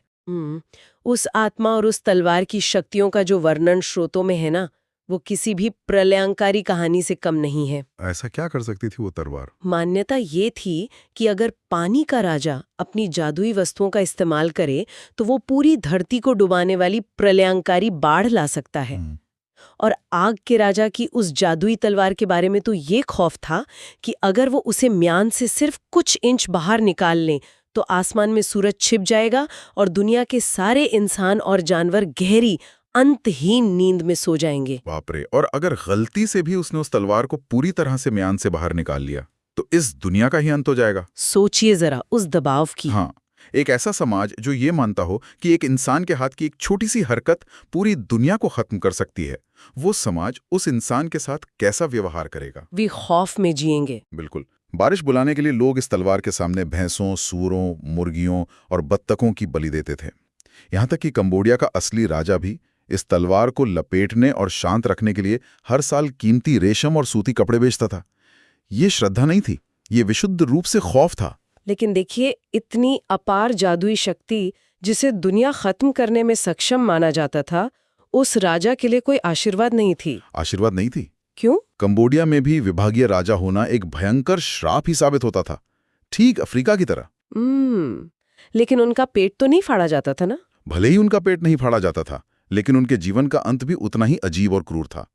इन रहस्यमयी राजाओं को प्राकृतिक मौत मरने की इजाजत बिल्कुल नहीं थी। प्राकृतिक मौत क्यों नहीं? मतलब अगर कोई इंसान इतना शक्तिशाली है तो उसे शांति से बुढ़ापे में मरने का अधिकार क्यों नहीं था? ये उनके जादू के संरक्षण का एक क्रूर नियम था। उनका मानना था कि राजा के शरीर में ही वो जादुई शक्ति निवास करती है। अच्छा, तो अगर राजा किसी बीमारी से धीरे धीरे कमजोर होकर तड़प तड़प कर मरेगा तो उसकी शारीरिक कमजोरी के साथ साथ उसकी जादुई प्रतिष्ठा और शक्ति भी कमजोर पड़ जाएगी। ओहो। इसलिए जब राजा गंभीर रूप से बीमार पड़ता था तो गांव के बड़े बुजुर्ग और पुजारी आपस में सलाह करते थे जब उन्हें ये यकीन हो जाता था कि वो अब ठीक नहीं होगा, तो जादू को कमजोर होने से बचाने के लिए वे उसे चाकू मारकर मौत के घाट उतार देते थे। मतलब सत्ता से कोई रिटायरमेंट नहीं और बीमारी की कोई छुट्टी नहीं, सीधा मौत की सजा। बिल्कुल। और मौत के बाद जो नियम लागू होते थे वे तो और भी विचलित करने वाले हैं। स्रोत बताता है कि आमतौर पर उस इलाके में मृतकों को दफनाया जाता था, लेकिन इन राजाओं के शरीर को विशेष रूप से जलाया जाता था। हाँ, ताकि उनकी अस्थियां बचाई जा सके। उनके नाखून, दांत और कुछ हड्डियों को ताबीज के रूप में निकालकर सुरक्षित रख लिया जाता था, मानो वे शरीर के हिस्से नहीं, जादू की बैटरियों। बहुत सही कहा आपने। जो अस्थियां बचती थीं, उन्हें 5 साल तक सार्वजनिक रूप से पूजा जाता था। और इस पूरी प्रक्रिया में सबसे ज्यादा दर्दनाक स्थिति उस राजा की विधवा की होती थी। उसे उन अस्थियों को एक कलश में रखकर अपनी पीठ पर ढोना पड़ता था जब भी वो अपने पति की कब्र पर रोने जाती थी। और इसके बाद जो अगले राजा को चुनने की प्रक्रिया थी, वो तो इस पूरी व्यवस्था का सबसे अजीबोगरीब पहलू है। कैसे चुनते थे वो अगला राजा? जब पुराने राजा की चिता जल रही होती थी, तब उस मृत जादूगर के सभी रिश्तेदार डर के मारे घने जंगल में भाग जाते थे और खुद को छिपा लेते थे। ये तो सचमुच में एक लुका-छिपी का खेल था। हाँ, लेकिन ये छिपना कोई खेल नहीं था, ये मौत के डर से भागना था। वे इसलिए भागते थे ताकि उन्हें अगला आग या पानी का राजा ना बना दिया जाए। अरे बाप रे! फिर गांव के लोग उन्हें खोजने निकलते थे और जो रिश्तेदार सबसे पहले उनके हाथ लग जाता, उसे पकड़कर जबरदस्ती अगला राजा घोषित कर दिया जाता था। मतलब ये एक ऐसा ताज था जिसे पाने के लिए लोग लड़ते नहीं थे, बल्कि उससे बचने के लिए जंगलों में छिपते फिरते थे, क्योंकि उन्हें पता था कि इस ताज का अंतिम परिणाम चाकू खाकर मरना ही है। बिल्कुल। तो इस पूरी चर्चा के धागों को अगर हम एक साथ जोड़ें, तो एक बहुत ही स्पष्ट और गहरी तस्वीर उभरती है। चाहे वो इटली के नेमी का राजा हो, जो शहर से दूर जंगल में अकेला रहता था, या अफ्रीका का बारिश का राजा, जिसके ऊपर हर सूखे में अपनी जान गंवाने का खतरा मंडराता था, या फिर कंबोडिया के आग और पानी के राजा, जो अपने ही लोगों से छिपते फिरते थे। इन सभी ऐतिहासिक घटनाओं में एक बुनियादी बात समान है। और वो क्या है? इन प्राचीन समाजों ने प्रकृति की अप्रत्याशित और विनाशकारी शक्तियों जैसे सूखा, बाढ़ और तूफानों से निपटने के लिए इन विभागीय राजाओं का निर्माण किया था। हाँ, ये व्यवस्था सत्ता की चाहत से नहीं पैदा हुई थी। ये मानव मन के सबसे गहरे डर और प्रकृति के सामने अपनी बेबसी को छिपाने की एक कोशिश थी। एकदम सही। जब इंसान प्रकृति की विशाल शक्तियों के सामने खुद को पूरी तरह से असहाय महसूस करता है, तो उसे एक भ्रम की आवश्यकता होती है। वो एक ऐसी सत्ता की कल्पना करता है, एक ऐसे इंसान को चुनता है जो उसके लिए उन शक्तियों से लड़ सके या उन्हें काबू में कर सके। वे राजा असल में जादूगर नहीं थे, वे उस समाज के सामूहिक डर का बोझ उठाने वाले बलि के बकरे थे। बिल्कुल। मानव शास्त्रीय दृष्टिकोण से ये समझना बहुत जरूरी है कि ये सिर्फ अज्ञानता नहीं थी, ये दुनिया को एक तार्किक ढांचा देने की कोशिश थी। मतलब अगर बारिश नहीं हो रही है तो इसका मतलब ये नहीं है कि ब्रह्मांड उदासीन है। इसका मतलब है कि कोई व्यक्ति इसके लिए जिम्मेदार है और उस व्यक्ति को दंडित करके बारिश लाई जा सकती है।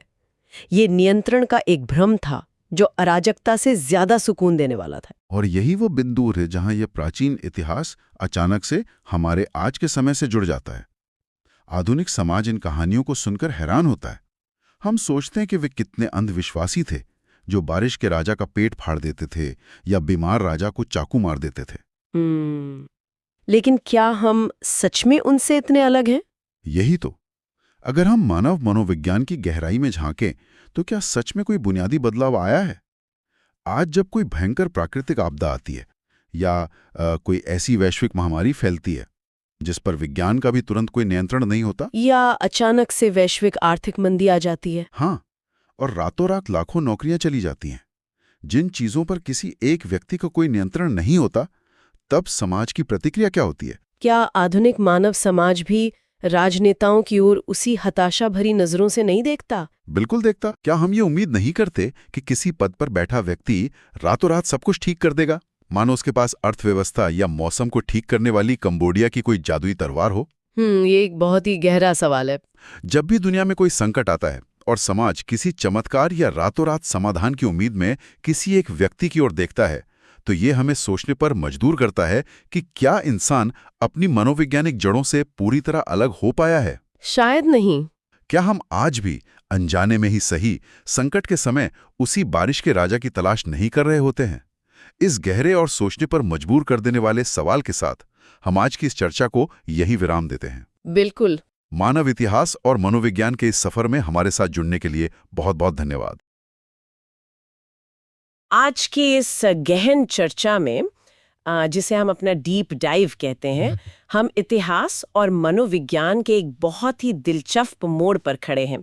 हमारे पास जो स्रोत है आज, वो सर जेम्स जॉर्ज फ्रेजर की बहुत ही मशहूर किताब द गोल्डन बाउ, उसका चैप्टर 6 है। हाँ, जिसका टाइटल है द वर्शिप ऑफ ट्रीज, यानी पेड़ों की पूजा। बिल्कुल। और इस चर्चा का हमारा मुख्य उद्देश्य ये समझना है कि कैसे प्राचीन काल के उन विशाल और बहुत ही डरावने जंगलों ने मानव धर्म को आकार दिया, और हमारे सबसे गहरे विश्वासों को भी। हाँ, और कैसे पेड़ों के प्रति जो एक आदम खौफ था ना, वो वक्त के साथ बदलकर हमारे आधुनिक वसंत त्योहारों तक पहुंच गया। तो खैर ठीक है, आइए इसे थोड़ा विस्तार से समझते हैं। शुरुआत करने के लिए ये स्रोत एक्चुअली बहुत बेहतरीन है, क्योंकि देखिए ये सिर्फ इतिहास का पाठ नहीं है, ये इस बारे में है कि हमारा दिमाग काम कैसे करता है। मतलब आज जब हम नेचर या प्रकृति के बारे में सोचते हैं तो दिमाग में क्या आता है? शायद कोई शांत सा पार्क या जंगल सफारी। बिल्कुल, एक ऐसी चीज जो हमारे कंट्रोल में है। लेकिन फ्रेजर की किताब हमें उस वक्त में ले जाती है जब स्थिति बिल्कुल ही अलग थी। हाँ, और आधुनिक दिमाग के लिए इसकी कल्पना करना थोड़ा मुश्किल है। लेकिन अगर हम उस समय के यूरोप की बात करें तो वो कोई ऐसी जगह नहीं थी जहाँ पक्की सड़कें या इमारतें हों। वो एक अनंत, रहस्यमयी और एक डरावना हरा भरा समुंदर था। एक ऐसा जंगल जहां सूरज की रोशनी जमीन तक मुश्किल से पहुंच पाती थी। और चारों तरफ बस एक भारी सन्नाटा। कोई भी इंसान उस खौफनाक और विशाल प्रकृति के बीच खुद को बहुत ही छोटा और कमजोर महसूस करता होगा। और वो हरा समंदर सिर्फ देखने की चीज नहीं थी, वो एक जिंदा सत्ता थी जो इंसान पर हावी थी। उस समय इंसान प्रकृति को जीतने के बारे में सोच भी नहीं सकता था। आज हम चीजों को जिंदा और निर्जीव में बड़ी आसानी से बांट देते हैं, पर उस आदम युग में इंसान और जंगल के बीच की रेखा बहुत धुंधली थी। मैंने नोट्स में पढ़ा कि ये जंगल कितने ज्यादा विशाल थे। उसमें एक हर्सेनियन जंगल का जिक्र है। मतलब जूलियस सीजर के समय में जर्मन लोगों का कहना था कि वो इस जंगल में 2 महीने तक लगातार चलते रहे, पर उन्हें इसका कोई अंत ही नहीं मिला। सोचिए 2 महीने! और एम्परर जूलियन ने जब इन जंगलों का दौरा किया था तो वहां के अंधेरे और सन्नाटे ने उनके दिमाग पर इतनी गहरी छाप छोड़ी थी कि उन्होंने लिखा कि पूरे रोमन साम्राज्य में ऐसी डरावनी कोई जगह नहीं है ना? हाँ, बिल्कुल यही। ये बहुत हैरान करने वाला है। मतलब इसे ऐसे समझ सकते हैं जैसे कोई आधी रात को प्रशांत महासागर के बिल्कुल बीचों बीच अकेला फंस गया हो। वो जो एक हेल्पलेसनेस या खुद के छोटा होने का एहसास होता है ना, शायद प्राचीन इंसान जंगलों के लिए बिल्कुल वैसा ही महसूस करता था। ये एनालॉजी एकदम सटीक है। और देखिए, वो डर इतना गहरा था कि धीरे धीरे वो श्रद्धा में बदल गया। रोमन सेना को सिमनियन जंगल पार करने में इतना ज्यादा खौफ आता था कि कोई भी व्यापारी वहां कदम रखने की हिम्मत नहीं करता था। ओ बाप रे! हाँ, ये सिर्फ सम्मान नहीं था, ये उस डर से पैदा हुआ एक अजीब सा विस्मया था। और इसी डर की वजह से प्राचीन आर्या और फिनो-उग्रियन जनजातियों ने लकड़ी या पत्थर के मंदिर बनाने के बजाय उन्होंने उन्हीं जंगलों के कुछ हिस्सों या पवित्र उपवनों को अपना पहला मंदिर मान लिया था। बिल्कुल सही पकड़ा आपने। लेकिन ये सम्मान कोई साधारण पूजा पाठ नहीं था। नोट्स में पुराने जर्मन कानूनों का एक हिस्सा है जो पढ़कर लिटरली रोंगटे खड़े हो जाते हैं।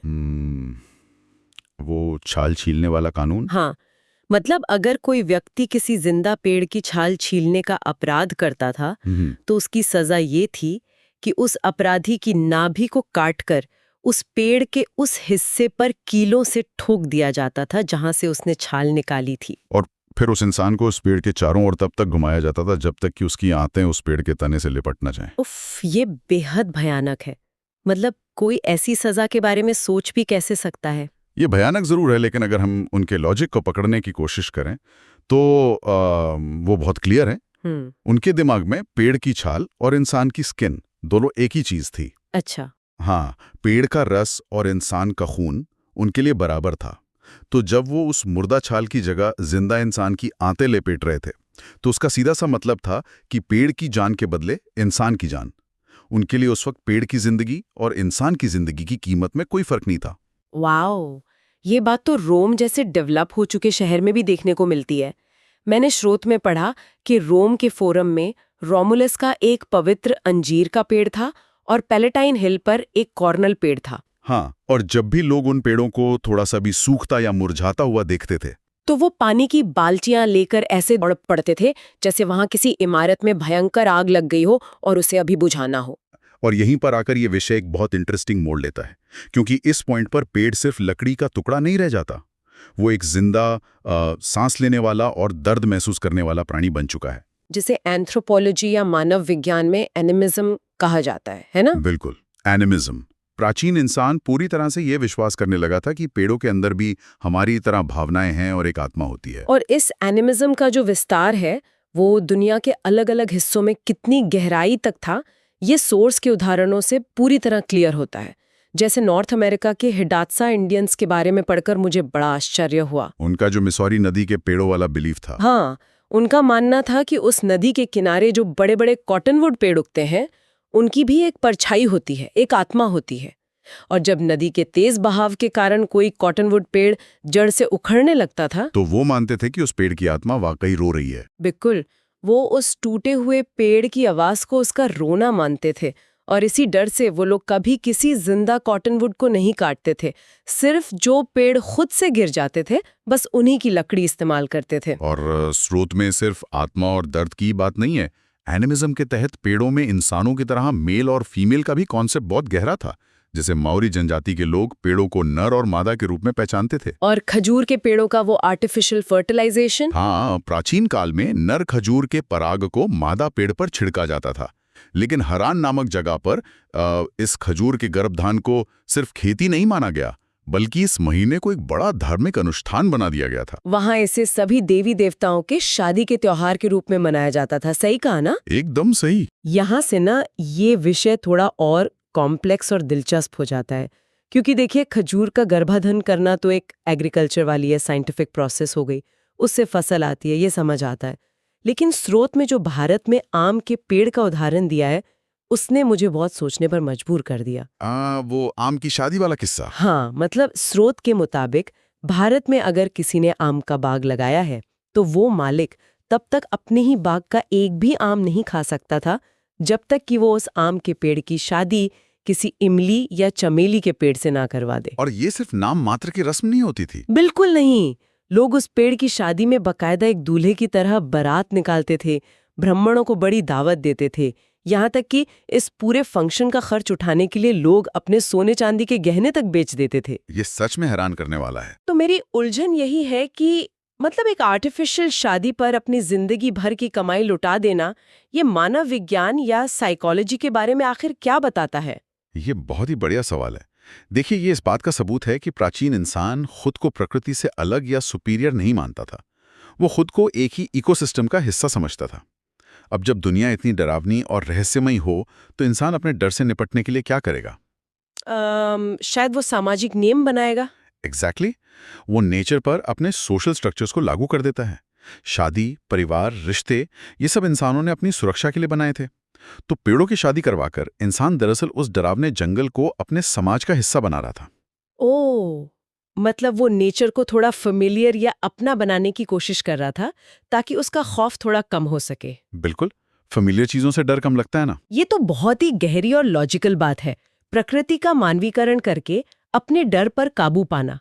लेकिन स्रोत के मुताबिक इंसान की ये सोच हमेशा एक जैसी नहीं रही, उसमें एक बहुत बड़ा बदलाव आया। हाँ, एक एवोल्यूशन हुआ। मतलब अब तक हम बात कर रहे थे कि आत्मा पेड़ के अंदर ही कैद है, पेड़ ही उसका शरीर है, लेकिन फिर दिमाग ने एक और छलांग लगाई और आत्मा ने पेड़ से बाहर निकलना शुरू कर दिया। ये एक्चुअली इंटेलेक्चुअल डेवलपमेंट का एक बड़ा स्टेप था। ईस्ट इंडीज के सियाओ द्वीप के लोगों का मानना था कि जंगलों में जो आत्माएं होती हैं वो पूर्णिमा की रात को अपने छिपे हुए ठिकानों से बाहर आ जाती हैं। और मजेदार बात यह है कि उन्होंने इन आत्माओं को एक रूप देना शुरू कर दिया था। हाँ, स्रोत में लिखा है कि उनके बड़े बड़े सर होते हैं और लंबे हाथ पैर होते हैं। और न्योस का लोगों का तो यहाँ तक मानना था कि जब कोई पेड़ मर जाता है तो उसकी आत्मा आजाद होकर एक दानव बन जाती है। वो दानव नारियल के पेड़ों को नष्ट कर सकता है या फिर घर के खंभों में छुपकर बैठ सकता है और बच्चों की जान भी ले सकता है। और ईस्ट अफ्रीका के बाओबा पेड़ों के बारे में भी यही विश्वास था कि उनके आसपास शरारती आत्माएं घूमती रहती हैं।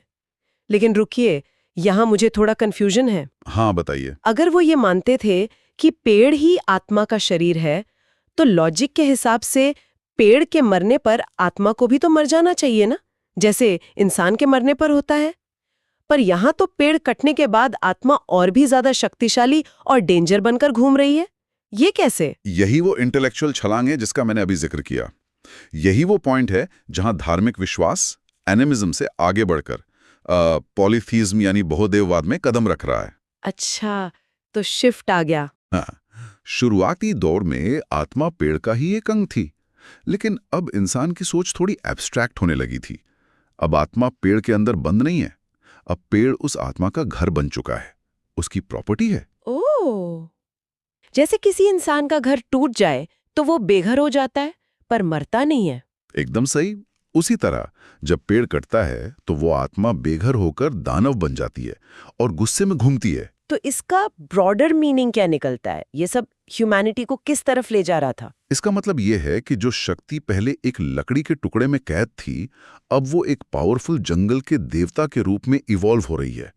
और क्योंकि हमारा दिमाग हमेशा पावर्स को एक चेहरा देना चाहता है, इसलिए ये फॉरेस्ट गॉड्स धीरे धीरे इंसानी रूप लेने लगे। जैसे स्रोत में उन लिथुएनिया की औरतों का जिक्र है जो जंगल काटने पर हंगामा कर रही थीं। बिल्कुल, क्योंकि उन्हें लगता था कि जंगल उसी देवता का घर है जो उन्हें बारिश और धूप देता है। और ईस्ट अफ्रीका में ओबाम्बो औरतें खेत में बीज बोते वक्त रेनबुश नाम के पेड़ की एक टहनी लगाती थी। मतलब उन्होंने ये मान लिया था कि ये फॉरेस्ट गॉड ही सारे मौसम को कंट्रोल करता है। और देखिए, अगर ये आत्मा या देवता बारिश और धूप को कंट्रोल कर सकता है, तो इसका सीधा सा असर किस पर पड़ेगा? फसलों पर। और अगर वो फसल को बढ़ा सकता है तो इसका मतलब वो इंसानों की फर्टिलिटी या प्रजनन को भी कंट्रोल कर सकता है। सही पकड़ा। मुझे तो ये लगता है कि उस जमाने के लोगों के लिए ये एक तरह का अल्टीमेट लाइफ हैक था। मतलब अगर आपको लाइफ चाहिए, अच्छी फसल चाहिए या बच्चे चाहिए, तो सीधे उस सोर्स के टच में आ जाओ जिसके पास लाइफ देने की मैजिकल पावर है, यानी कि पेड़। बिल्कुल। एंथ्रोपोलॉजी में इस कॉन्सेप्ट को एक टर्म दिया गया है, सिंपैथेटिक मैजिक। Sympathetic magic. हाँ, ये इस विश्वास पर आधारित है कि चीजें एक दूसरे को बिना दिखे भी प्रभावित कर सकती हैं। क्या आप इस कॉन्सेप्ट को थोड़ा और आसान भाषा में समझा सकते हैं? क्या ये वैसा ही था जैसे मतलब लोग मानते थे कि उनकी बॉडी और पेड़ के बीच कोई इनविजिबल वाईफाई कनेक्शन है जिससे एनर्जी ट्रांसफर होती हो? क्या बात है, ये वाईफाई वाली एनालॉजी तो बहुत ही सटीक है। वो लोग वाकई में एक डायरेक्ट एनर्जी ट्रांसफर में विश्वास करते थे। उन्हें लगता था कि पेड़ के अंदर जो ग्रो करने की, फलने फूलने की जो एक जबरदस्त एनर्जी है, वो किसी तरह उनके खुद के शरीर में या उनके खेतों में एंटर कर सकती है। जैसे हम अपना फोन चार्ज करते हैं। एक तरह से हाँ। उदाहरण के लिए देखिए, ईस्ट अफ्रीका के वाबोंडे लोग जब फसल काटने जाते थे तो उससे ठीक पहले एक बाबा पेड़ के पास बकरी की बलि देते थे। उन्हें लगता था कि इससे पेड़ की आत्मा खुश रहेगी और कनेक्शन बना रहेगा। और स्वीडन के किसान अपनी फसल बढ़ाने के लिए खेतों के हर नाली में एक पत्तीदार शाखा गाड़ देते थे। वो बस उस वाईफाई सिग्नल को पकड़ने का एक तरीका था। और इंसानी प्रजनन या फर्टिलिटी के मामले में तो उस मैजिक एनर्जी को अब्जॉर्ब करने की बेचैनी और भी ज्यादा साफ दिखती है स्रोत में। बिल्कुल। मौरी जनजाति का किस्सा बहुत इंट्रीगिंग था, जहां जिन औरतों को बच्चे नहीं होते थे वो जंगल जाकर उन पेड़ों को गले लगाती थी जिन पर उनके पूर्वजों की नाभिकली या नेवल स्ट्रिंग्स टंगी होती थी। और उनका मानना था कि अगर वो पेड़ के ईस्ट डायरेक्शन में गले लगाती तो लड़का पैदा होगा और वेस्ट डायरेक्शन में लगाती तो लड़की होगी। और सिर्फ गले लगाना ही क्यों, कपड़ों के जरिए भी इस पावर को सोखने के अटेम्प्ट्स होते थे। साउथ स्लोवेनिया की औरतें सेंट जॉर्जेस डे की रात को किसी फल वाले पेड़ पर अपनी एक नई कमीज टांग देती थीं। और पूरी रात वो कमीज पेड़ की उस मैजिकल फर्टिलिटी वाली एनर्जी को सोखती थी। और अगली सुबह वो औरतें उस शर्ट को पहन लेती थीं, इस कॉन्फिडेंस के साथ कि अब वो भी उस पेड़ की तरह फलवती हो जाएंगी। एशिया के किर्गिज कम्युनिटी में भी तो कुछ ऐसा ही था ना, जहां बांझ औरतें एक अकेले सेब के पेड़ के नीचे जमीन पर लोट लगाती थीं। हाँ, ताकि मिट्टी और पेड़ दोनों से सीधा कनेक्शन बन सके। और भारत की मुंडा जनजाति का उदाहरण तो हमने शुरू में देखा ही, जहां असली दुल्हा दुल्हन की शादी होने से पहले लड़के की शादी आम के पेड़ से और लड़की की शादी महुआ के पेड़ से की जाती थी। ये सब आखिर में उसी पॉजिटिव एनर्जी को अपनी लाइफ में खींचने का तरीके थे। पर यहाँ तक की डिस्कशन में हमने एक पैटर्न देखा है कि इंसान उस शक्ति को पाने के लिए जंगल जाता है, हाँ, वो वहां जाकर पेड़ को अप्रोच करता है। लेकिन ह्यूमन नेचर हमेशा से हर पावर को अपने पूरे कंट्रोल में रखना चाहता है। सटीक बात। और स्रोत के आखिरी हिस्सों में यहीं से स्टोरी का सबसे दिलचस्प टर्न आता है। मतलब इंसान ने ये तो समझ लिया कि जंगलों में ये मैजिकल लाइफ फोर्स है, लेकिन जंगल तो फिर भी दूर है और अभी भी उनमें डर लगता है। तो उन्होंने क्या सोचा? उन्होंने सोचा क्यों ना उस जादुई शक्ति को पकड़कर सीधे अपने गांव और अपने घर के आंगन तक लाया जाए। और यहीं से यूरोप के उन फेमस वसंत त्योहारों का जन्म होता है जिसे मेपोल फेस्टिवल कहते हैं। अपनी ही पेड़ की आत्मा को डायरेक्ट अपने घर लाने का एफर्ट। स्प्रिंग या वसंत वो टाइम होता है जब ठंडी और सूखी सर्दियों के बाद नेचर में वापस जान आती है। तो यूरोप के बहुत से हिस्सों में ये एक ट्रेडिशन बन गया कि लोग बसंत आते ही जंगलों में जाते, एक पेड़ काटते और उसे लाकर सीधा गांव के बीचों बीच खड़ा कर देते थे, या फिर पेड़ों की ताजी हरी टहनियों को हर घर के दरवाजे पर लटका देते थे। हाँ, इंग्लैंड हो, फ्रांस हो या जर्मनी, हर जगह ये मेट्री या मेपुल का कॉन्सेप्ट फैल गया। इसका कोर मकसद यही था कि फॉरेस्ट गॉड की जो फ्रेशनेस है, उसका जो आशीर्वाद है, वो गांव के हर घर के अंदर तक पहुंच जाए। लेकिन एक मिनट, यहाँ मुझे इस स्रोत में एक बहुत बड़ा कॉन्ट्रडिक्शन फील हो रहा है। कैसा कॉन्ट्रडिक्शन? मतलब अगर वो पेड़ ही उनका देवता है या देवता का घर है, तो उसी पेड़ को कुल्हाड़ी से काटकर गांव लाना एक बहुत बड़ा जुर्म नहीं होना चाहिए। थोड़ी देर पहले हम बात कर रहे थे कि छाल छीलने मात्र पर जर्मन लोग आते निकाल लेते थे। तो क्या मेपोल के नाम पर वो प्रैक्टिकली अपने ही देवता का मर्डर नहीं कर रहे थे? ये वाकई एक बहुत ही बारीक और ब्रिलियंट पॉइंट उठाया है आपने। देखिए, यहीं पर रिन्यूअल या नवीनीकरण का सिद्धांत काम आता है। अच्छा, वो कैसे? वो लोग ये मानते ही नहीं थे कि वो अपने गॉड को मार रहे हैं। उनका मानना था कि सर्दियों के लंबे मौसम के बाद नेचर की पावर थक गई है, बूढ़ी हो गई है। तो बसंत में एक नया पेड़ काटकर वो असल में उस मैजिकल एनर्जी को एक नया और फ्रेश शरीर दे रहे थे। हो, तो ये हत्या नहीं बल्कि एक तरह का पुनर्जन्म या अपग्रेड था उनके लिए। बिल्कुल। इसीलिए तो हर साल एक नया पेड़ काटा जाता था। और बाद में जब लोग आलसी हो गए और एक ही पोल को हर साल यूज करने लगे, तब भी वो उसमें कुछ नया जोड़ते थे। जैसे चेशायर वाले उदाहरण को लीजिए। हाँ, जहां वो पुराने पोल की छाल निकालकर उसमें एक ताजी जिंदा शाखा इस तरह से जोड़ देते थे ताकि वो पोल फिर से जीवित पेड़ जैसा लगे। और साल के आखिर में उस मेपोल को जला दिया जाता था, जिसका मतलब था कि आत्मा का पुराना रूप अब खत्म हो गया और अगले साल उसे फिर नया रूप मिलेगा। लेकिन स्रोत में ये भी क्लियरली मेंशन है कि हर कोई इन फेस्टिवल्स से खुश नहीं था। 1583 में एक इंग्लिश लेखक हुए फिलिप स्टूब्स, वो बड़े कट्टर थे और उन्होंने इस ट्रेडिशन के खिलाफ लिटरली आग उगली थी। उन्होंने अपने टेक्स्ट में उस मेपोल को एक स्टिंगिंग आइडॉल यानी एक बदबूदार मूर्ति कहा था, है ना? हाँ, उनका लिखा हुआ हिस्सा बहुत ही अग्रेसिव था। वो कहते थे कि बैल एक बड़े से पोल को खींचकर गांव में लाते हैं और लोग पूरी रात उसके चारों ओर नाचते और गाते हैं। उन्हें लगता था ये पूरी तरह शैतान का काम है। स्टॉब्स का जो गुस्सा था ना, वो उस दौर के क्रिश्चियन वर्ल्ड व्यू का हिस्सा था, क्योंकि चाहे ये फेस्टिवल कितना भी मॉडर्न क्यों ना लग रहा हो उस वक्त, इसकी रूट्स पूरी तरह से पेगन थीं। पेगन मतलब वही प्राचीन धार्मिक परंपराएं जो क्रिश्चियनिटी से पहले थीं। हाँ, बिल्कुल। ईसाई धर्म आने के सदियों बाद भी लोगों ने नेचर पूजा की आदत नहीं छोड़ी थी। और इन उत्सवों का जो सबसे मैजिकल और सच कहूं तो थोड़ा बिजार हिस्सा तब आता है जब पेड़ सीन से कंप्लीटली गायब हो जाता है और उसकी जगह एक जिंदा इंसान ले लेता है। एग्जैक्टली।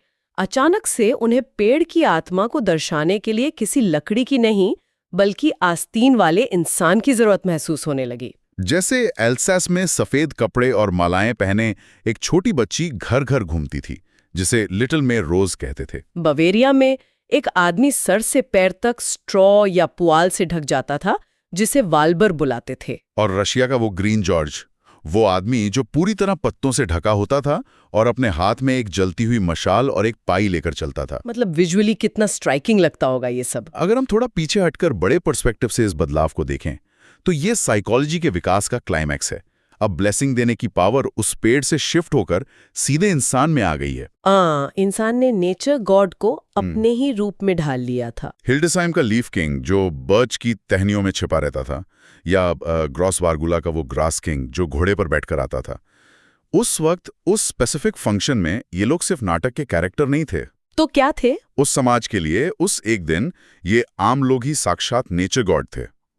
आयरलैंड की मे क्वीन और डेनमार्क की विटसन ब्राइड भी उसी वसंत आत्मा का इंसानी रूप थे। मुझे ना इन फेस्टिवल्स की एक बात सच में बहुत मजेदार लगी स्रोत में। जब ये बच्चे या यंग लोग वसंत आत्मा बनकर लोगों के दरवाजे पर जाते थे, तो वो जो गाने गाते थे उनमें सिर्फ ब्लेसिंग नहीं होती थी, हाँ, उनमें एक हिडन थ्रेट भी होता था। एग्जैक्टली, एक हल्की सी धमकी। वो कहते थे कि अगर तुमने हमें अंडे, केक या पैसे नहीं दिए तो तुम्हारी मुर्गियां मर जाएंगी या क्रॉप्स बर्बाद हो जाएंगी।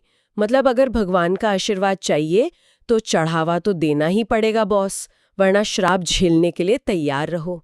और वो ऐसे इसलिए कर पाते थे क्योंकि जैसा मैंने कहा, उस मोमेंट पे वो गांव के साधारण बच्चे नहीं थे, वो उस जादुई प्राकृतिक पावर के प्रवक्ता थे जो डिसाइड करेंगे कि किसको बरकत मिलेगी और किसको नहीं। हाँ, वो प्रकृति की उस दो-धारी तलवार को दिखा रहे थे जो लाइफ दे भी सकती है और छीन भी सकती है। तो इस पूरी चर्चा को समेटते हुए अगर हम पीछे मुड़कर देखें तो ह्यूमन सिविलाइजेशन की ये पूरी जर्नी वाकई में अनबिलीवेबल है। हमने वहां से शुरू किया जहां विशाल अंधेरे जंगल थे और इंसान खौफ से कांपता था। फिर उसने उस डर को कम करने के लिए पेड़ों में आत्माओं को देखा, एनिमिज्म आया। धीरे धीरे उन आत्माओं को गॉड का रूप दिया और आखिर में उसी मैजिकल लाइफ फोर्स को मेपोल और त्योहारों के जरिए जंगलों से निकालकर अपनी गलियों, अपने आंगनों और यहाँ तक कि अपने शरीर के अंदर ले आया। ये सफर साफ दिखाता है कि कैसे हमने अपने डार्क फियर को फेथ में बदला और फिर उस फेथ को एक सेलिब्रेशन बना दिया। आज भी अगर लोग किसी पेड़ को शुभ मानते हैं या फेस्टिवल्स में पत्ते लटकाते हैं तो वो उस एरोमिस्टिक फेथ की ही गूंज है, उस विश्वास की गूंज जब हम मानते थे कि हम और नेचर एक ही हैं। और सच कहूं तो हमारी आज की ये पूरी डीप डाइव एक बहुत ही सीरियस थॉट प्रोवोक करती है। कैसा थॉट? सोचिए आज के टाइम के बारे में। आज हम इतने बड़े क्लाइमेट क्राइसिस और डिफॉरेस्टेशन को फेस कर रहे हैं। हर तरफ जंगल कट रहे हैं और कंक्रीट बिछ रहा है। पेड़ आज सिर्फ एक रिसोर्स बनकर रह गए हैं। टिम्बर या फर्नीचर। हाँ, लेकिन जरा ख्याल कीजिए, अगर ह्यूमैनिटी ने दुनिया को देखने का वो प्राचीन एनिमिस्टिक नजरिया कभी खोया ही नहीं होता, अगर आज के लोग भी ये वाकई महसूस करते कि जब आरी चलने पर एक पेड़ कटता है तो उसकी आत्मा सच में रोती है और उसको दर्द होता है, तो क्या इन बचे हुए जंगलों के प्रति हमारा बिहेवियर बिल्कुल ही अलग नहीं होता? इसी सवाल के साथ हम अपनी आज की ये गहन चर्चा यहीं खत्म करते हैं। सुनने के लिए आपका बहुत बहुत शुक्रिया।